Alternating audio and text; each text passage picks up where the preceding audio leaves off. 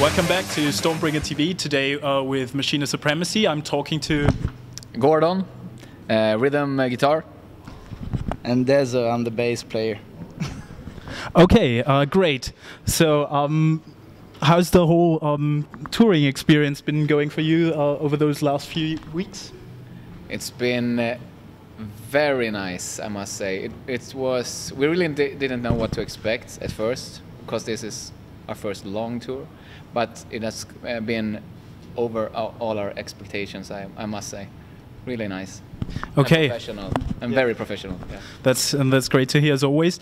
What did you think of today's show, especially? Did you enjoy playing in Vienna? Yeah, actually, the venue is quite nice here, and of course the stagehands and staff here are very professional. So I rather enjoy playing here, and of course you got a beautiful fucking city here. So. Okay, great. Well, I have to say this is I guess one of the best venues to start playing in Austria, actually. So you guys are lucky to have made it here for your first time in Vienna. Starting big. Yeah, that's good.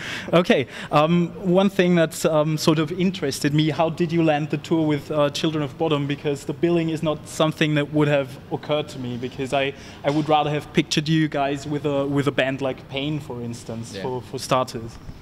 We are on the same label, Spine Farm Records, as Ensiferum and Children of Bodom, and that's why we kind of ended up on the same tour. But also because our record label wants to get us out into Europe and everything. I think that they kind of like our music, hopefully. No, but well, they like should. The new album and everything, so they want to promote it, and that's why.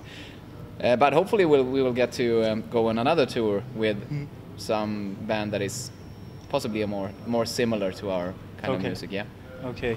On a related note, how's the response been? You know, I would think that most people still don't know you yet on the continent, as it were, and in this sort of billing. How's the feedback been from the crowd? No, but actually what you're talking about is sort of the curse of an opening act. You know, okay. as an opening act, you're probably not that well known, so you always have to, you know, try as hard as you can to you know, reach people. But I have to say the majority of the shows we've done in this set has been fantastic. I actually could myself imagine before we got on the tour that we would actually, you know, we fill the rooms and we actually sell T-shirts and shit. It's unheard of. No, not unheard of course, but we do well. Let's talk about the new record for a bit. It's called "A View from the End of the World." Yeah. Is there sort of a concept behind this on all the songs of the album? Because it's got some sort of, you know, melancholy vibe. The stakes are high, something like that. Would you call it a concept album in that sort of sense? Not maybe a concept album, but more of a frame, kind of a framework or something. And most of the songs have something in common. You can always like connect the songs in some way, but not really a concept album, I think. Okay. I don't know if you have a different opinion on that one. Nah, I think a framework is pretty a good description of it, because, you know, some of the lyrics are a bit contemporary. Is that the word? Whatever. So when you got a song that's about a little bit about politics and how the world looks, of course, A View from the End of the World is like the next step from where our last album, Overworld, you know, Overworld with a Big Brother society. A View from the End of the World is then what happens after the Big Brother society has begun to crumble. America, someone? Okay, so you've got this big storyline sort of going on. I think that's great. And you've got a song on the record that you've also played today that's called Nova Prospect. And in this context, do you think Gabe Newell is trolling us all, or is episode 3 coming out at some point? Oh, easy question there. We'll see about that. Okay. I have no answer to that. When well, I think actually aperture science will prevail. Okay. When I listen to your music, I always sort of imagine a sort of badass run and gun game. Think Gunstar Heroes on the Sega Mega Drive or something like that. Is this something that you want to do with your music, or does it just sort of happen naturally? It happens naturally. Okay. I think, yeah. It's nothing that, the music just, we don't overthink it. It just comes out like that. Yeah. And so I guess it's just how our backgrounds and everything just makes it that kind of music, I think. Okay, great.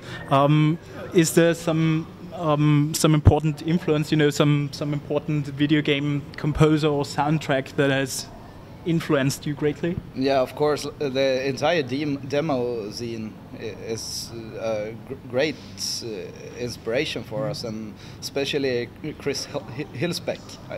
Okay. Yeah, I that know that him, dude is he's a legendary. Yes, seriously composer. legendary. Okay. I first discovered you guys playing a game called Jets and Guns. Yeah. And I've always wondered, how is writing for a game different for you guys than writing for a regular record?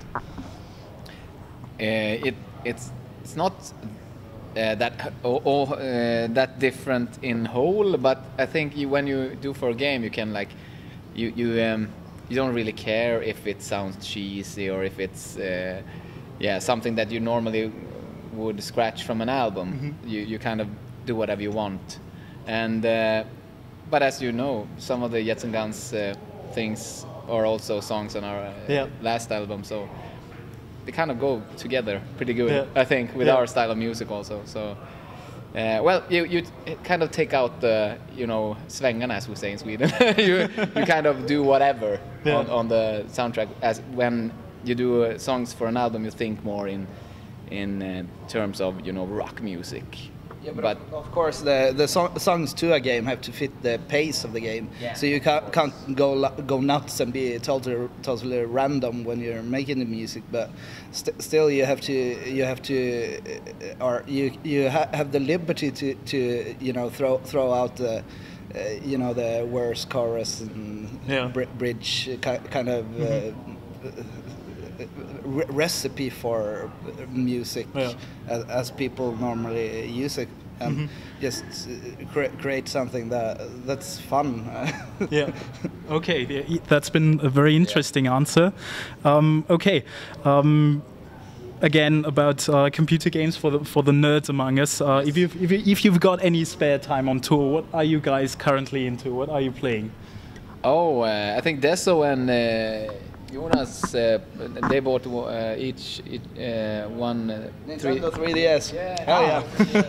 Though, as Jonas is quite into Street Fighter, but according to me, like every single fucking game that they released as a starting title to 3DS sucked. So I'm gonna wait for the Ocarina of Time. Okay. So now I'm playing Zelda Spirit Tracks, because the format, especially when you're on tour, you got like small bunks and you have to manage space with everything.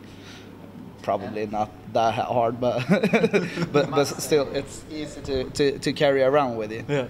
And also it kind of differs because when we started this tour, everyone was into Angry Birds. We had to finish every level of Angry Birds, and then when we've done that, we move on to something else. So it kind of depends on the mood, and also when you're on tour, sometimes you need those games that you can play like whenever. a short time, not the long ones that you want to play all the time. Yeah. So it depends. It depends.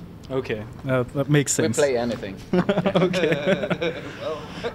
Good. So let's finish this up. Anything you'd like to tell our viewers?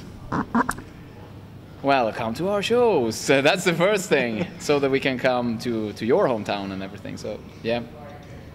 Any last words from you? Yeah, hell yeah. If you've come in contact with a game the last 25 years or so, and you haven't heard our music. Yeah, well. Yeah, well. Definitely should. Oh hell yeah.